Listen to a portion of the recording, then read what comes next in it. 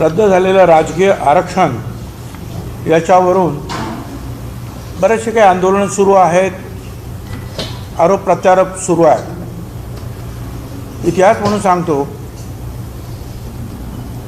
VP Singh त्यावेळचे प्रधानमंत्री यांनी मंडल आयोग अवॉर्ड स्वीकारल्यानंतर आणि ओबीसींना आरक्षण द्यायचं ठरल्यानंतर भारत सरकारतर्फे त्याच्यानंतर काही दिवसांनी मी शिवसेनेतून काँग्रेसमध्ये आलो आणि मग काँग्रेसमध्ये पवारसाहेब मुख्यमंत्री असताना 94 साली जालन्याला समता परिषदेची एक मोठी रॅली झाली। त्याच्यामध्ये विलासराव देशमुखांपासून सगळे पवारसाहेब वगैरे सगळे हजर होते आणि एकच मागणी झाली की मंडल आयोग महाराष्ट्रामध्ये ताबडतोब लागू करा। आणि पवारसाहेबांनी 1-2 महिन्यामध्येच शिक्षणामध्ये मंडल आयोग लागू केला, 27% दिले, नोकरीमध्ये दिले आणि राजकीय आरक्षणसुद्धा दिलं, ग्रामपंचायतीपासून तर महानगरपालिका महापौरांपर्यंत। आणि मग गेली जे आहे त्याप्रमाणे काही नियमामध्ये रूल्स कायद्यांमध्ये काय बदल करायचे ते करत गेली 27 वर्ष कमी जास्त हे आरक्षण सगळ्यांना मिळतं आहे राज्यामध्ये। आणि हे आरक्षण VP सिंग यांनी जाहीर केल्यानंतर देशामध्ये हे आरक्षण लागू करणारं महाराष्ट्र हे पहिलं राज्य आणि पवारसाहेब हे पहिले मुख्यमंत्री। आता त्यानंतर जे आहे 2010 मध्ये एक केस झाली आणि ती केस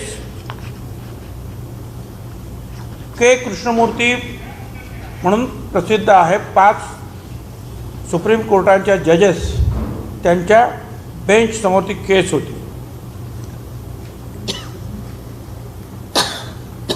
आता हे जे आरक्षण जे आहे ते आपण लागू केलं होतं राजीव गांधी आणि नरसिंहराव यांनी केलेले 73 आणि 74 जी घटना दुरुस्ती झाली आणि नंतर जे आहे अवॉर्ड ॲक्सेप्ट करण्यात आला होता आणि पवारसाहेबांच्या नेतृत्वाखाली हे मिळालं। तर 5 न्यायमूर्तीच्या घटनापीठाचा के कृष्णमूर्ती हा निकाल आला आणि त्याच्यामध्ये त्यांनी ट्रिपल टेस्टचा आदेश दिला, त्रिसूत्री। ती त्रिसूत्री काय आहे ते सुद्धा मी तुम्हाला सगळे कागद देणार आहे, परंतु जे आपण अगोदर समजून घेतलं पाहिजे की काय काय ह्या त्रिसूत्रीमध्ये आहे की ओबीसीचं आरक्षण मंजूर, परंतु त्यांचा डाटा गोळा करायला पाहिजे आणि तो डाटा गोळा करायचा असेल आयोग निर्माण करून इम्पिरिकल डाटा गोळा करा, नंबर 1। नंबर 2, त्या ब्लॉकमध्ये शेड्यूल कास्ट आणि शेड्यूल ट्राईब यांना त्यांच्या संख्येच्या प्रमाणामध्ये आरक्षण द्यायचं आणि नंतर जे उरेल समजा त्यांना 40% देऊन झालं तर 10%, 45 देऊन टाकलं तर 5%, 20% जर त्यांना वाट्याला आलं तर 30%, उरलेलं आरक्षण जे आहे हे ओबीसींना देण्यात यावं। आणि तिसरी टेस्ट होती, हे सगळं देताना 50%च्या वरती जाता कामा नये, ही तिसरी टेस्ट। आता हा निकाल त्यांचा आला, आम्हाला लक्षात आला, त्यावेळेला समीर भुजबळ खासदार होते, त्यांच्याही लक्षात आलं की असा आणि मग समता परिषदेच्या माध्यमातून ते सुप्रीम कोर्टात गेले आणि सुप्रीम कोर्टामध्ये त्यांनी सांगितलं की आता जी दशवार्षिक जनगणना होणार आहे सेन्सस कमिशनरकडून देशाची, त्याच्यामध्ये ओबीसीचा जनगणना करा असा सुप्रीम कोर्टाने केंद्राला डायरेक्शन द्यावे, सांगावं किंवा द्या, त्या तुमच्या जनगणनेमध्ये सहभागी करा। ती केस चालू झाली। दरम्यानच्या काळामध्ये एक अशासकीय ठराव समीर भुजबळ यांनी तयार केला आणि आम्ही मग ते सगळं अर्थात दिल्लीमध्ये सगळ्यांना लॉबिंग केलं। मुंडे साहेब ताबडतोब पुढे आले आणि त्यांनी पक्ष काय म्हणतो हे न पाहता त्यांनी सांगितलं हे आरक्षण हे जनगणना झाली पाहिजे. त्यांचे शब्द होते की शेळी मेंढ्यांचे होते तर आमचं का होत नाही, आमची जनगणना करा. 100पेक्षा जास्त खासदारांचा एक दबाव गट निर्माण झाला. पवार साहेबांच्या ते अर्थ पवार साहेब त्याच्यावर लक्ष ठेवून होते आणि मग पवार साहेबांनी जो आहे केंद्रीय मंत्रिमंडळामध्ये ओबीसी जनगणनेचा आग्रह धरला. मंत्रिमंडळात त्यावेळेला पवार साहेब होते आणि मग लोकसभेत येऊन प्रणब मुखर्जी यांनी जाहीर केलं की आम्ही जनगणना करतो आणि एकमुखानं लोकसभेमध्ये त्याला मंजुरात देण्यात आले. मात्र ही जनगणना जी आहे ही नेहमीची जनगणना जे करतात सेन्सस कमिशनर, जनगणना आयुक्त, ज्यांना अधिकार आहे, म्हणजे चुकीची माहिती जर तुम्ही दिली तुमची तर त्याला सजा आहे, दंड आहे, तिथून न करता ती वेगळी त्यांनी केली आणि ही जनगणना जी आहे ओबीसीची ती ग्रामविकास खात्याच्या माध्यमातून केली. ती जनगणना ताबडतोब आमच्या लक्षात आली असती कारण तो पब्लिक डोमेनमध्ये ते आहे, सगळ्यांना माहिती आहे किती कोण आहेत ते, पण त्यांनी ती RDDच्या माध्यमातून केली आणि तो RDDच्या माध्यमातून हा सगळा एम्पिरिकल डाटा जो आहे हा गावामध्ये केंद्रीय ग्रामीण विकास आणि शहरामध्ये नागरी विकास खात्यांनी हा डाटा जमा केला. आता हे काम जे आहे 2011 ते साधारणपणे 2014पर्यंत ते चाललं. आता 2014ला जो काही डाटा आला त्यावेळेस मोदी साहेबांचं सरकार आणि मग दरम्यानच्या काळामध्ये 2017मध्ये कोर्टामध्ये गेलं कोणी आणि ही जी काय ओबीसीचं आरक्षण जे आहे हे 50%च्या वरती होता कामाने काही ठिकाणी ते होतं 4-5 जिल्ह्यांमध्ये आणि त्याचबरोबर ट्रिपल टेस्टने ते आहे दिलं गेलं नाही म्हणून काही गोष्टी मांडण्यात आल्या. 2 वर्षानंतर केस फडणवीस साहेबांच्या काळात 17 साली दाखल करण्यात आली. 2019मध्ये हे त्यांनी ताबडतोब घाईघाईने जे आहे ठरवलं की आपल्याला काहीतरी करायला पाहिजे आणि नंतर त्यांनी जे एक अध्यादेश काढला. त्या अध्यादेशाला खरं म्हणजे फार थातुरमातुर अध्यादेश, कारण त्याच्यामध्ये जी मगाशी मी ट्रिपल टेस्ट सांगितली ती झाल्याशिवाय तो अध्यादेशाचा काहीच उपयोग होणार नव्हता. हा अध्यादेश पण मी जोडलेला आहे ज्याच्यामध्ये म्हटलेलं आहे की ओबीसीच्या संख्येच्या प्रमाणात देऊ. या अध्यादेशाची कॉपी तुमच्याकडे येईल, देतो. आता जनगणना त्यांच्याकडे नाही, संख्याच नाही, मग करणार काय? आणि मग हा 31 जुलैला आदेश काढला आणि त्यानंतर ताबडतोब खरं म्हणजे अध्यादेश काढल्यानंतर 4 महिने फडणवीस साहेबांचं सरकार होतं. विशेष अधिवेशन बोलून कायद्यात रूपांतर करता आलं असतं. 5 वर्षात फडणवीसांनी 15 अधिवेशनं घेतली. 31 जुलैला 19ला अध्यादेश काढण्याऐवजी 1 दिवसाचं विशेष अधिवेशन बोलवून ओबीसी आरक्षणाचा कायदा करता आला असता, ते काही केलं नाही. परंतु हे जरी केलं असतं तरी तो कायदा टिकत नाही, कारण त्याच्यामध्ये ट्रिपल टेस्टचा जो आहे भाग लक्षात घेतलेला नाही. के कृष्णमूर्तीच्या निकाल 5 न्यायाधीशांचा तो जो त्याप्रमाणे हे काही झालं नाही आणि मग ताबडतोब कारण अध्यादेश म्हणतोय की लोकसंख्याच्या आधारे ओबीसीचं आरक्षण देणार आणि सरकार लोकसंख्या म्हणजे एम्पिरिकल डाटा सरकारकडे नाही म्हणून त्यांनी केंद्राकडे मागितलं आणि केंद्राने मिळालं नाही आणि स्वतःही 5 वर्षात तो जमा केला नाही आणि शेवटी जे आहे हा दुर्दैवी निकाल आला. मी तुम्हाला जे देणार आहे त्याच्यामध्ये हा अध्यादेश जोडलेला आहे.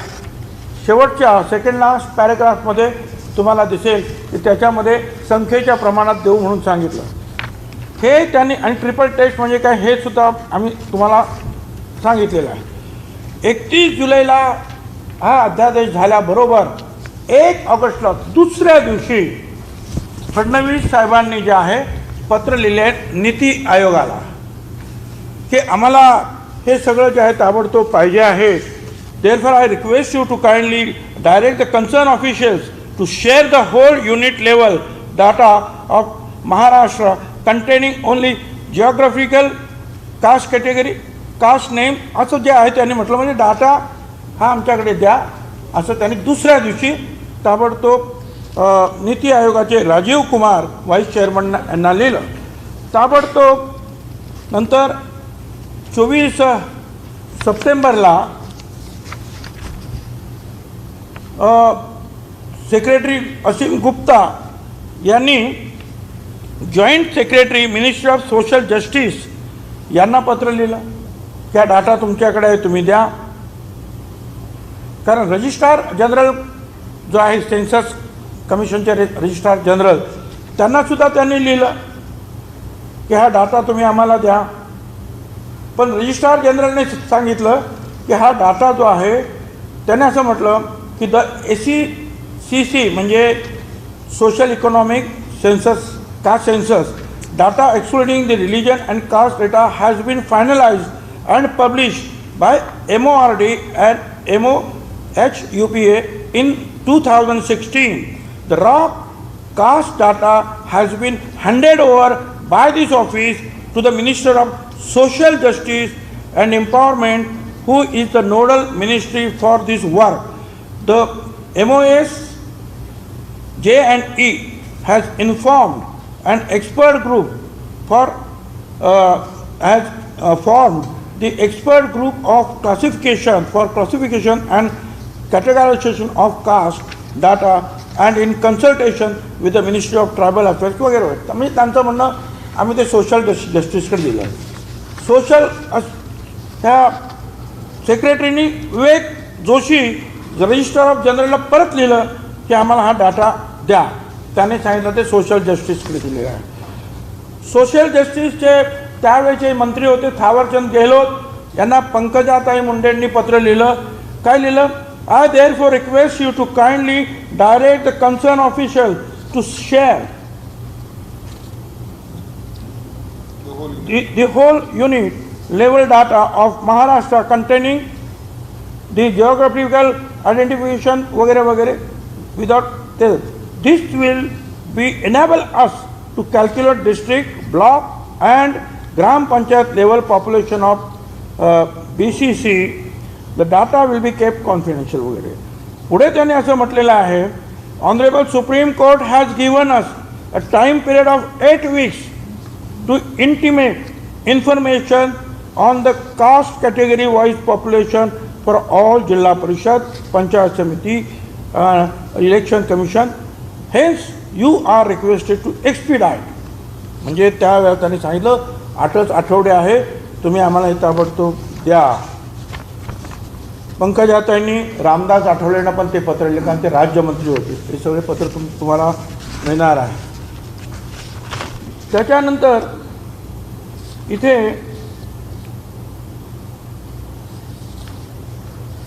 Ministry of social justice and empowerment म्हणजे थावरचंद गेहलोत आणि आठवले साहेबांचं डिपार्टमेंट.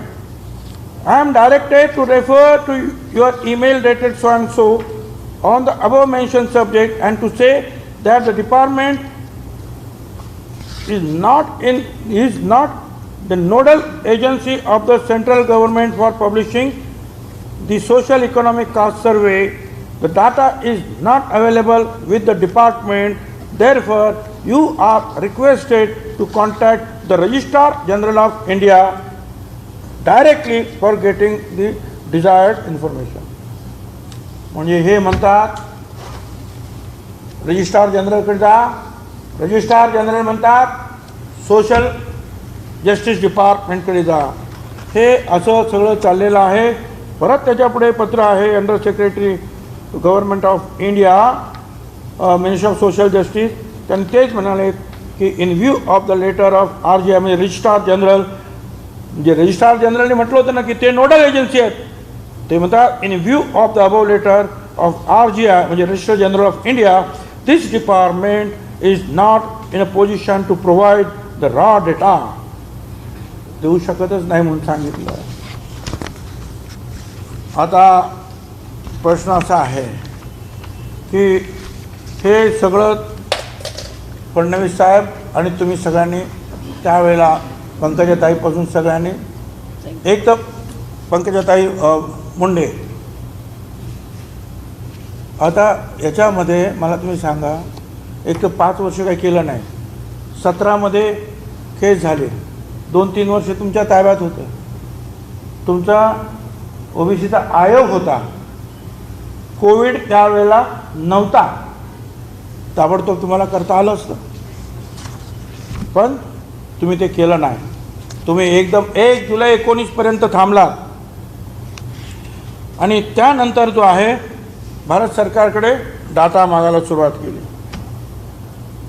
हे खरं आहे की नंतर मग आमचं सरकार आलं, पण आमचं सरकार आलं आणि कोविड आला. मला सांगा, या कोविडच्या परिस्थितीमध्ये डाटा गोळा करणं शक्य होतं? लॉकडाऊन चालू आहे, आजसुद्धा ते शक्य नाही, आजसुद्धा ते शक्य नाही. आणि म्हणूनच भारत सरकारचा जो नेहमीची जी जनगणना आहे ती सुद्धा अजून सुरू झाली नाही, कारण गावागावामध्ये लोक जाऊ शकत नाही आणि डाटा गोळा करून आणू शकत नाही.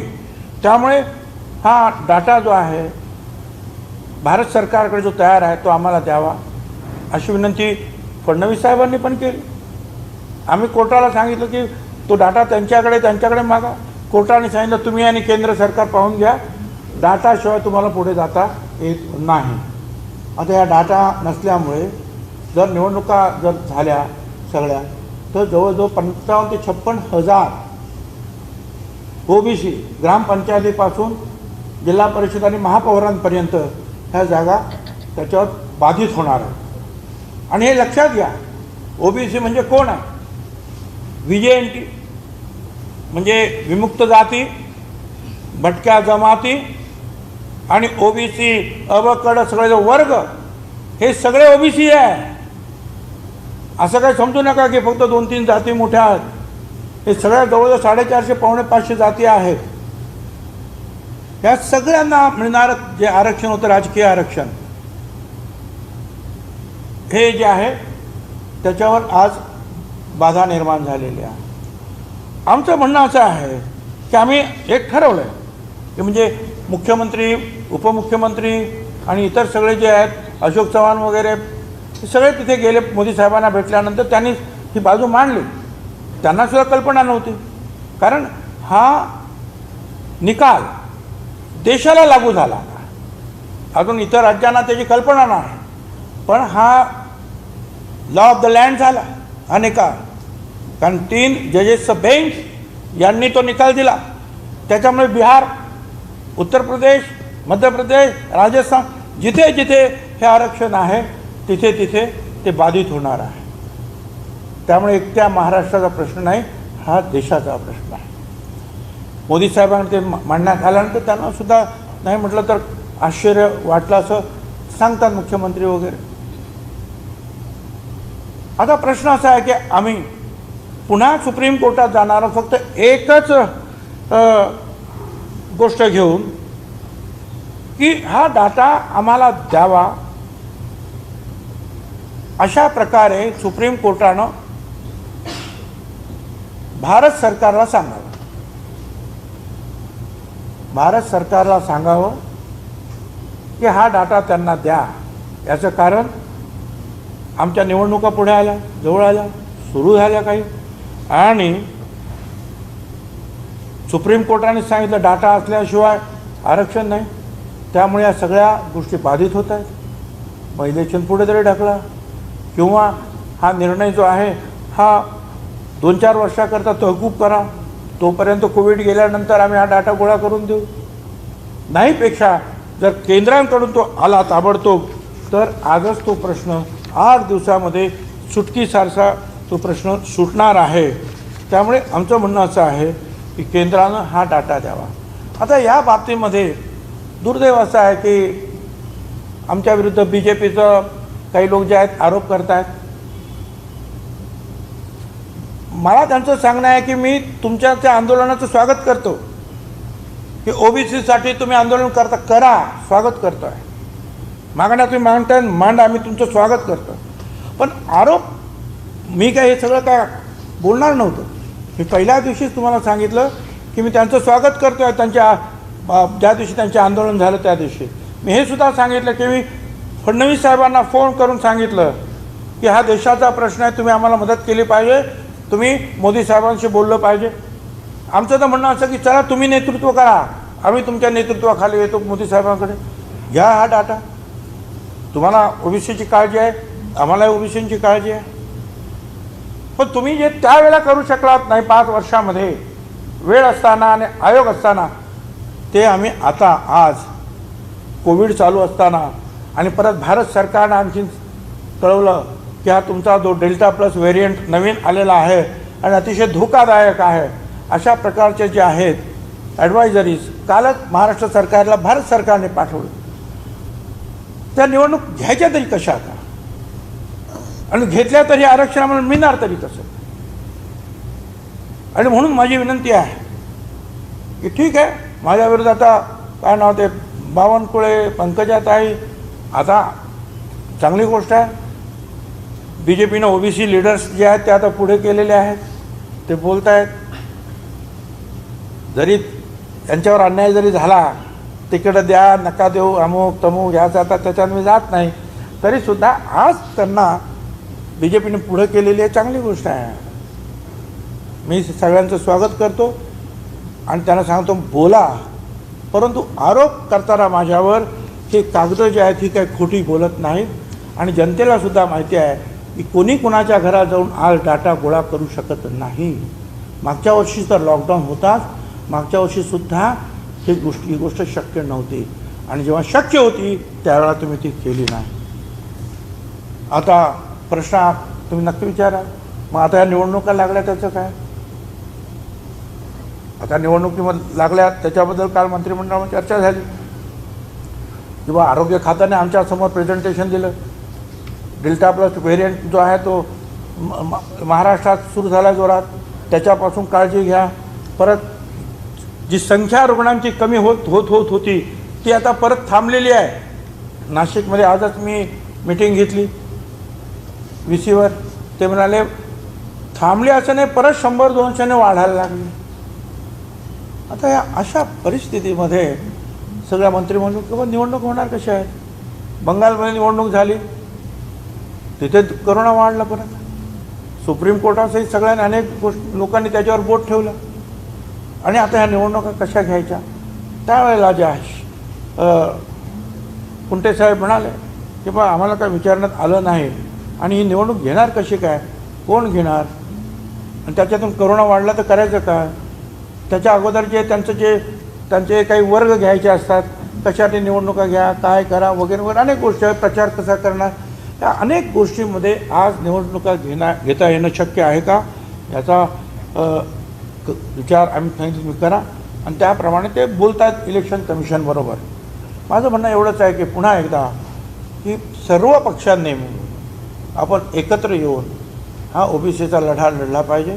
ओबीसीचं आरक्षण मिळालेलं जे आहे, चाललेलं आहे, ओबीसीचं आरक्षण सगळ्या कोर्टाने, सुरुवातीला 9 न्यायाधीशाच्या बेंचने, नंतर के कृष्णमूर्तीच्या वेळेला 5 न्यायाधीशाच्या बेंचने, आणि सध्याच्या खानोलकर साहेबांच्या 3 जजेसच्या बेंचने मान्य केलं की आरक्षण मिळालं पाहिजे. फक्त त्यांनी सांगितलं हा ट्रिपल टेस्ट जे आहे त्याच्यातून तुम्ही जा, म्हणजे जनगणना वगैरे जे काय करायचं एम्पिरिकल डाटा वगैरे. तर आरक्षण रद्द झालं असं नाही, त्यांनी सांगितलं की हा डाटा द्या. आणि म्हणून डाटा गोळा होईपर्यंत जे आहे आमचं म्हणणं असं आहे की ओबीसीचं नुकसान होऊ नये म्हणून ह्या निवडणुका थांबल्या तरी पाहिजे, किंवा सुप्रीम कोर्टाच्या आदेशाला थोडंसं आणखीन काही वर्षासाठी, 1-2 वर्षांसाठी परिस्थिती बदलेपर्यंत थांबवला गेला पाहिजे, स्टे आला पाहिजे. धन्यवाद. आता वाटूया हो तुम्हाला आम्ही हे सगळं वाटतो, पटदिशी वाटा सगळ्यांनी एक एक एक, म्हणजे तुम्हाला काय विचारायचं असेल तर विचारूच शकतो. आवाज न करता वाचता आलं तर फार बरं होईल. 2-4 लोकांनी घेऊन 2-4 मिनिटांमध्ये वाचता येईल.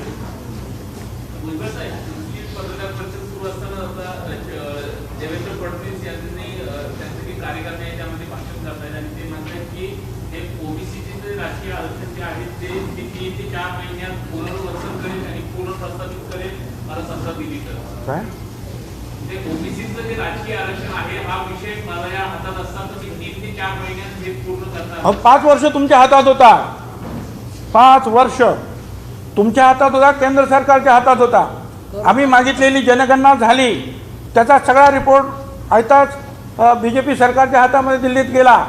2017ला केस झाल्यानंतर तुम्ही काहीच केलं नाही. तुम्हाला कल्पना होती की हा के कृष्णमूर्ती ट्रिपल टेस्ट जे आहे टेस्ट लागू होते आहे, आपल्याला तिकडून डाटा मिळव आणि म्हणून तुम्ही डाटा मिळवण्याचा प्रयत्न केला, त्याबद्दल धन्यवाद. परंतु केंद्राने तुम्हाला डाटा तो दिला नाही आणि केंद्राने तो डाटा दिला नाही.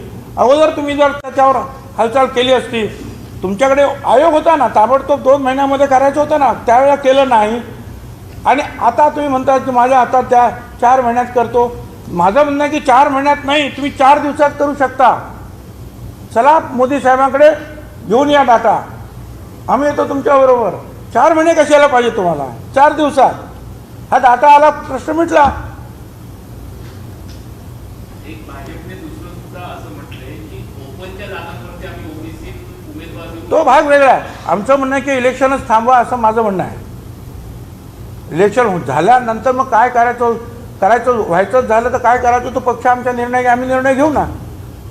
पण त्यापेक्षा तुम्ही आता जर आलात ताबडतोब, अगदी उद्या आज डाटा काय किती आहे तयारच आहे सगळं, त्याने तो दिला की आपलं काम सुरू. नाही, 2 गोष्टी. एक तर तो डाटा ताबडतोब मिळाला पाहिजे, जो 1 दिवसात सुद्धा मिळू शकतो. फडणवीस साहेबांना त्यांनी पत्र पाठवलेली आहे, त्याच्यासाठी तर पत्र पाठवली. ही पत्र कशासाठी पाठवली तुम्हाला देतो आम्ही, दिली आहेत ती. मग माझं म्हणणं असं आहे की 2 मार्ग. काय आम्हाला मार्ग आहे? त्यांच्याकडून डाटा घेणं किंवा सुप्रीम कोर्टाला सांगणं की तुम्ही त्याप्रमाणे भारत सरकारला सांगा, आदेश द्या की यांची जी अडचण निर्माण झालेली आहे, हा डाटा हे काही यातही राष्ट्रीय संपत्ती झाली, याच्यात लपवण्यासारखं काय? पब्लिक डोमेनमध्ये द्या ना तुम्ही, किती काय असेल. तर ते नाही झालं तर आम्ही सुप्रीम कोर्टात विनंती करणार आहोत की त्यांना सांगा आम्हाला डाटा द्या, किंवा मग तोपर्यंत जे आहे आम्ही जरा कोविड दूर होईपर्यंत हे इम्पिरिकल डाटा आम्ही गोळा करू शकत नाही. भारत सरकार करू शकत नाही जनगणना, तर आम्ही कसं काय करणार आहोत? आम्हाला वेळ द्या. चंद्रकांत पाटलांचा असा आरोप आहे की सुप्रीम कोर्टाने 15 वेळा हिअरिंगमध्ये सांगितलं डाटा जमा करण्यास, मात्र राज्य सरकार 15 वेळा सुप्रीम कोर्टाने सांगितलं डाटा जमा करण्यासंदर्भात, मात्र राज्य सरकारने दुर्लक्ष केलं आणि ते दुर्लक्ष केल्यामुळे असा निर्णय घ्यावा लागला. हो, बरोबर आहे त्यांचं म्हणणं. 15 वेळा सांगितलं असेल, त्याच्यामध्ये प्रयत्न केले ना आमच्या देवेंद्र फडणवीसांनी प्रयत्न केले, असीम गुप्तांनी प्रयत्न केले, पंकजाताई मुंडे साहेबांनी प्रयत्न केले ना. असं थोडंच आहे. आम्ही ते गेल्यानंतर आम्ही कोर्टाला सांगितलं की आम्ही हे प्रयत्न मग सरकारनं केलेलेच आहे, तुम्ही त्यांना सांगा. प्रयत्न केले ना असे थोडेच आहेत. आणि आज तो डाटा मागच्या वर्षी 1 नाही 2 नाही 4 वेळा त्यांनी सांगितलं. कसा काय डाटा गोळा करणार होतो आपण? शक्य होतं नाही. जे अशक्य होतं, आज सुद्धा जे अशक्य आहे ते त्यावेळेला कसं काय शक्य होणार होतं?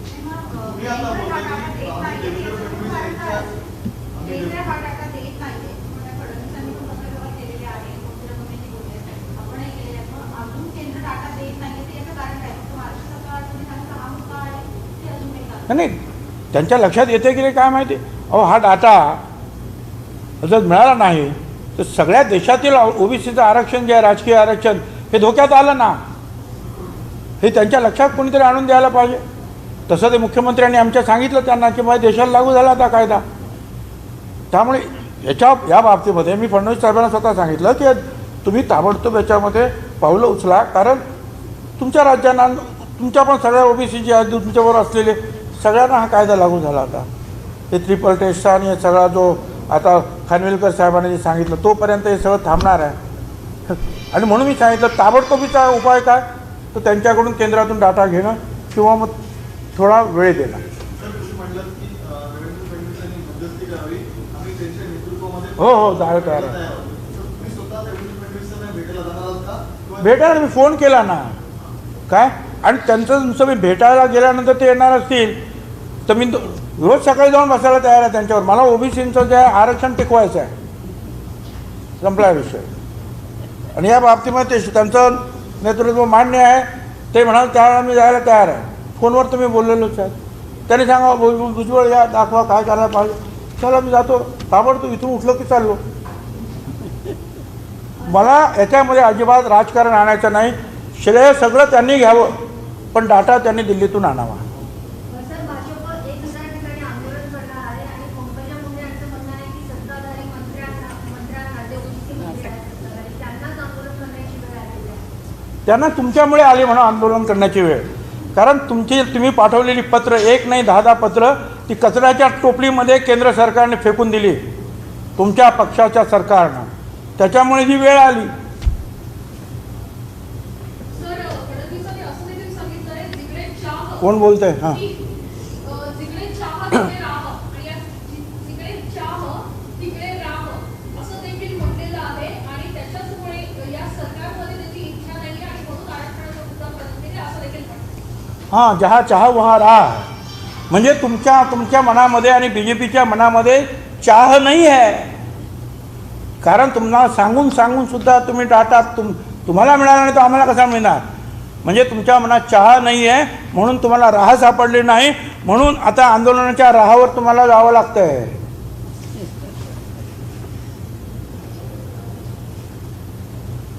सर, एक दुसरा मुद्दा, एक राजकीय प्रश्न असा आहे की आता भाजपची कार्यकारिणीची बैठक झाली आणि त्यामध्ये ठराव पास झाला आहे, ज्यामध्ये म्हटलंय की अजित पवारांची CBI चौकशी करावी. हे बघा, ओबीसीच्या प्रश्नावर मी ही मीटिंग घेतलेली आहे. आता बाकीच्या प्रश्नावर मी काहीही इथे आपल्याला बोलू शकणार नाही. ज्या गोष्टी मला माहिती नाही, मी रात्रंदिवस याच्यामध्ये काढून घेतलेलं आहे. तुम्हाला मला वाटतं सगळ्यांना या कॉपीज मिळाल्या असतील. माझी विनंती राहणार आहे की याचा अभ्यास करा. तुम्ही सांग, उगीच आरोप प्रत्यारोप करण्यामध्ये मला काही इंटरेस्ट नाही. आणि ते तुम्ही आंदोलन जरूर करा की याच्यामध्ये मार्ग निघाला पाहिजे म्हणून आरोप. म्हणून आम्ही समता परिषद, राष्ट्रवादी काँग्रेस पक्ष वगैरे आम्ही जे काही आंदोलन करतो आहोत ते आक्रोश मोर्चा म्हणून करतो आहोत. आम्ही कोणा हल्ला करत नाही. आम्ही असं नाही म्हटलं की बा केंद्र दोषी आहे म्हणून केंद्राच्या विरुद्ध नाही. आम्ही अजूनही आमचं म्हणणं आहे की आमचा आक्रोश आहे की केंद्राने करा, कोर्टाने करा, पण आमचं आरक्षण टिकवा. एवढंच आमचं म्हणणं. आम्ही कोणावर दोषारोप करत नाही आहे. फक्त त्यांनी जे आहे सतत छगन भुजबळचा राजीनामा, यांचा राजीनामा, ह्या सरकारनं चुकवलं, यांनी चुकवलं आणि त्यांनी म्हणून तुम्हाला हे सगळे कागद मला तुमच्या पुढे आणावे लागले. नाही तर मी हे कशाला हा उपद्व्याप केला असतं. मला काही आवश्यकता नाही. सगळे एकत्र येऊन काम करावं. आरोप प्रत्यारोप झाले म्हणून मला ही बाजू माझी मांडावी लागली. पण हे सगळं बाजूला सारून माझी आजही त्यांना विनंती आहे की तुम्ही जो आहे याच्यामध्ये पुढाकार घ्या, दिल्लीला चला, आम्हाला घेऊन चला, ना तर तुम्ही स्वतः जा आणि डाटा द्या. सर, आपल्याला माहिती आहे केंद्र सरकार डाटा देत नाही. फडणवीसांना नाही दिला आणि आपल्याला पुन्हा दिलं. मग आपण कोणाची वाट पाहतोय की त्यांनी डेटा द्यावा, डाटा द्यावा. मग आपण सुप्रीम कोर्टमध्ये काय पण ते चालू ना, आम्ही सुप्रीम कोर्टामध्ये 2-4 दिवसामध्ये आमची ती केस दाखल होईल. कारण त्या सगळ्याचा अभ्यास करावा लागतो, काय निकालात म्हटलेला आहे. आणि त्याप्रमाणे आता आम्ही फक्त ह्या निकालावर जास्त न जाता आम्ही फक्त एवढंच म्हणणार आहोत की आम्हाला डाटा देण्यासाठी केंद्र सरकारला सांगा. एवढंच आमचं म्हणणं आहे. आणि ते का सांगा, तर ही आमची अडचणी आहे. जाणार 100%. आणि त्याच्या अगोदर फडणवीस साहेबांनी आणला तो डाटा, मग जाणार नाही.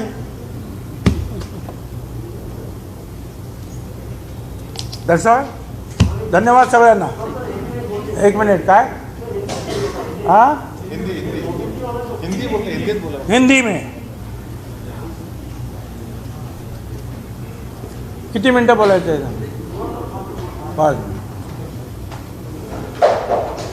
जरा बाकीचे शांत बसा. ऐसा है कि भूतपूर्व प्रधानमंत्री VP सिंह साहब ने मंडल आयोग का स्वीकार करने की घोषणा करने के बाद महाराष्ट्र में जो है हम लोगों ने एक रैली ली समता परिषद के माध्यम से। पवार साहब मुख्यमंत्री थे और हमने कहा कि हमको आरक्षण चाहिए, और पवार साहब ने 1 महीने के भीतर ये शिक्षा में, नौकरियां में और राजकीय पॉलिटिकल आरक्षण दिया। उसके बाद ये हुआ कि 2010 में के कृष्णमूर्ति एक केस हुई, उसमें 5 जजेस सुप्रीम कोर्ट के बैठे थे। उन्होंने कहा कि ये आरक्षण जो है पॉलिटिकल आरक्षण है हमें मंजूर है, मगर उसके लिए ट्रिपल टेस्ट की जाए। क्या वो टेस्ट है कि एक आयोग निर्माण किया जाए जो एम्पिरिकल डाटा जो है, संख्या कितनी है, उनकी क्या व्यवस्था है रहने की, खाने की, पीने की, नौकरियां, शिक्षा, सब बारे में मालूमात हो जाए, इसलिए वो जमा किया जाए वो सब सारा डाटा।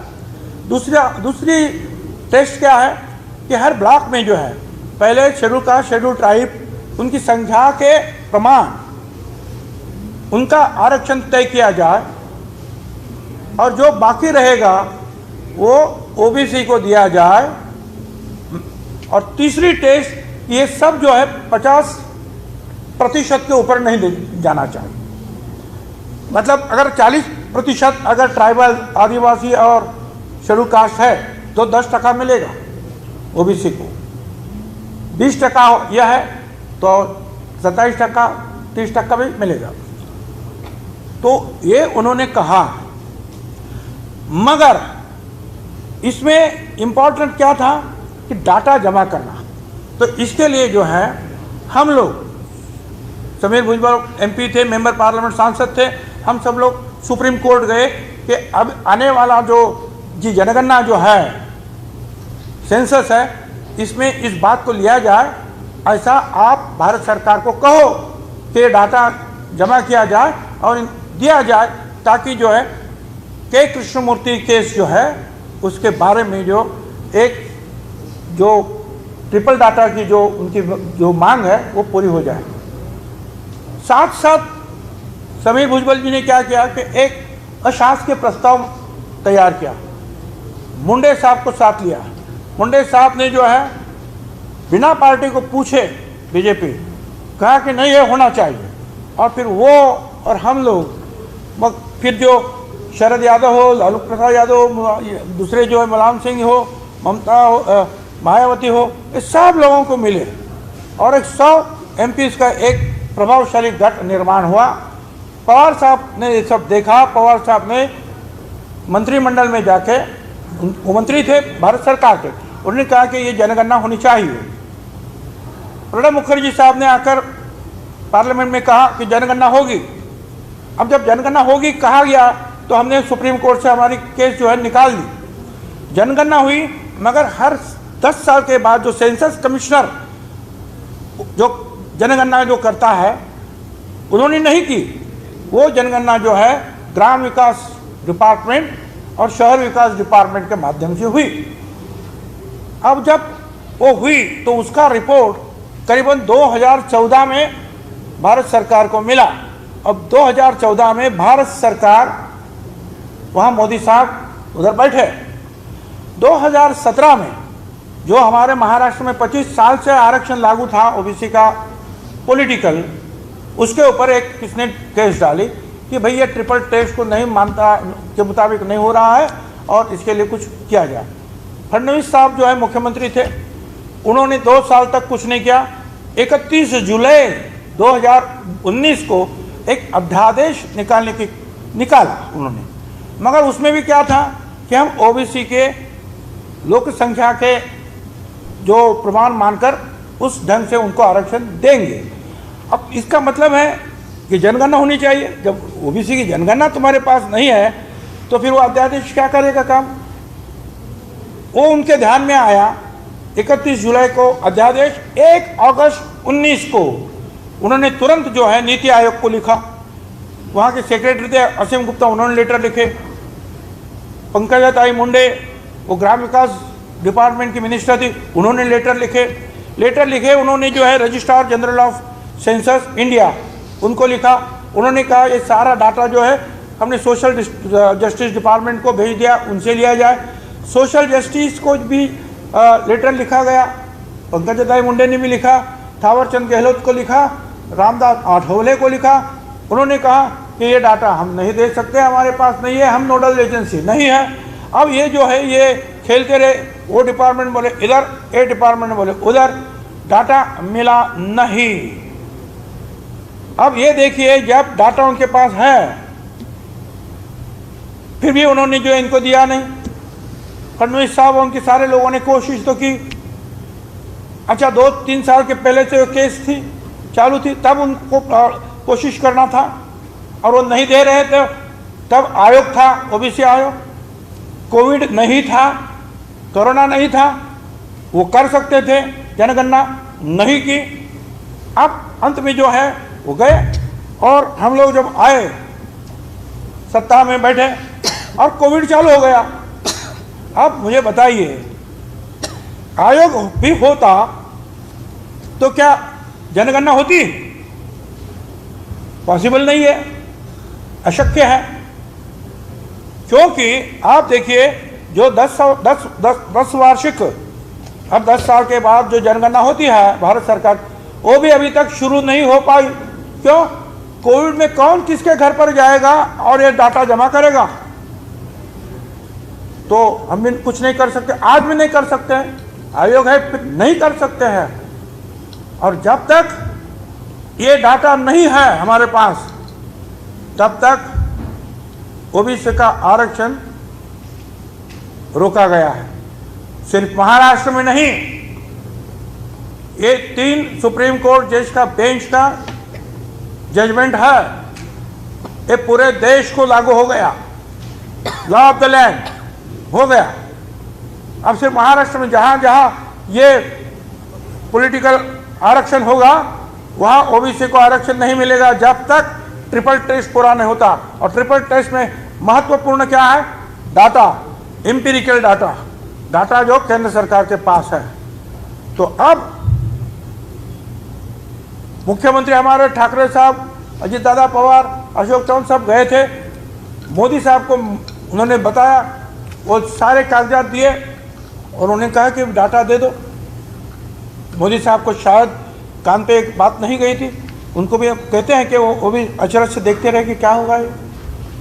अब भी हमको हमारा कहना है, फडणवीस साहब को हमने फ़ोन किया था कि भाई एक आपस में जो है पॉलिटिकल लड़ाई लड़ने की बात नहीं है। आप ओबीसी के प्रेमी हैं, हम तो ओबीसी के लिए मरना चाहते हैं। चलो तुम इसमें ज़रा अगुवापन ले लो, आगे कदम डालो, मोदी साहब के पास तुम जाओ, हमको लेके चलो, या आप अकेले जाओ, डाटा लेकर आओ, तुरंत जो है इसका जो फैसला हो जाएगा, मैटर खत्म हो जाता है, ओबीसी को आरक्षण मिल जाएगा। ये हमने खुद बोला उनको। और अभी आज भी बोलना चाहता हूं मैं कि आप ये इल्ज़ाम लगाने की बात करके कुछ फ़ायदा नहीं। अगर सच्चे दिल से आप ओबीसी का भला चाहते हैं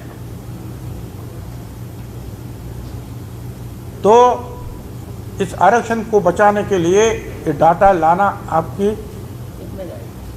आपके हाथ में है, आपको करना चाहिए।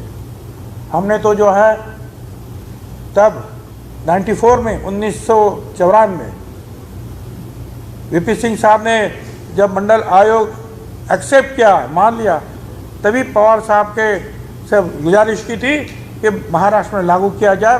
पवार साहब ने तुरंत किया। अब वो जो है 27 साल के बाद वो पॉलिटिकल आरक्षण, शिक्षा का और नौकरियां का आरक्षण नहीं, जॉब्स और शिक्षा, एजुकेशन, इसको धक्का नहीं लगा है पॉलिटिकल आरक्षण। मतलब आज इसको धक्का लगा है, कल उसको धक्का लगेगा। और ये ओबीसी में जो है ये नोमैडिक ट्राइब्स, वीजेएनटी, बहुत सारे कास्ट आते हैं।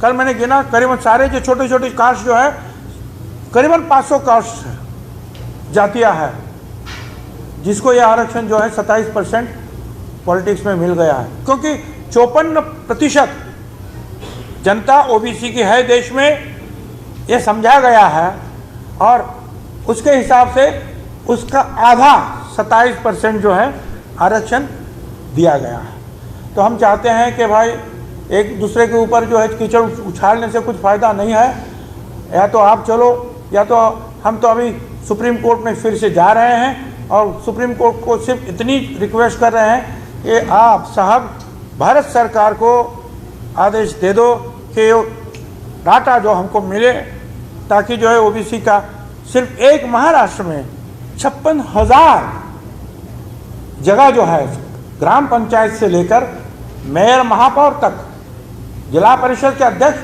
सारी जगह 56,000 ये बाधित हो रही है, उनका आरक्षण चला जा रहा है। तो इसके लिए इसका अगर रोकना है तो वो डाटा, एम्पिरिकल डाटा जो है जनगणना का, उसकी आवश्यकता है। भारत सरकार मेहरबानी करे और वो डाटा जो है अगर दे दे तो जो है ये भले आज दे, कल दो, 4 दिन के बाद दो, जो देना है दे दो भाई, हमको जो है हमारा सवाल हल हो जाएगा, पूरे देश का पूरे देश का सवाल हल हो जाएगा।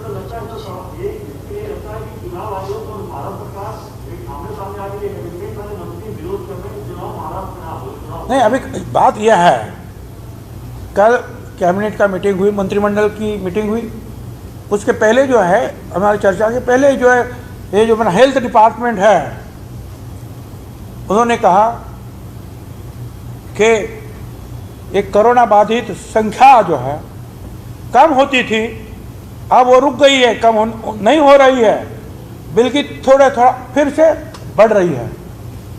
और उन्होंने कहा कि भारत सरकार से सूचना मिली है कि ये डेल्टा प्लस वेरिएंट ये महाराष्ट्र में आया है और बहुत धोखादायक है, बहुत जल्द, बहुत फास्ट वो स्प्रेड होता है, इसके लिए आपको कदम उठाना चाहिए। तो सारे मंत्रीगण यही बोले कि भाई इलेक्शन जो है, इलेक्शन कमीशन ने डिक्लेयर किया, लेंगे कैसे? जो पंढरपुर को जाने वाले लोग हैं उनको भी आप परमिशन नहीं देते हैं। विधानसभा जो है 2 दिन में अपन ख़त्म करते हैं क्योंकि कोविड का जो है बढ़ावा हो रहा है। तो ऐसे हालत में किसी के घर जाना, वोट मांगना, लोगों पर काम पर लगाना, इलेक्शन ड्यूटी पर लगाना, और इससे शायद फिर कोरोना का प्रचार प्रसार होवे, तो फिर इसकी जिम्मेदार कौन?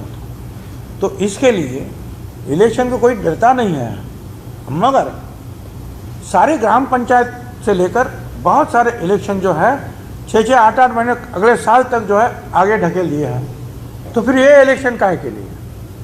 ये सवाल सारे मिनिस्टर लोगों ने उठाया। अब जो हमारे चीफ सेक्रेटरी जो है वो बात कर रहे हैं, उनसे क्या किया जाए। धन्यवाद आप सबको, आपने समय निकाला, बहुत बहुत शुक्रिया।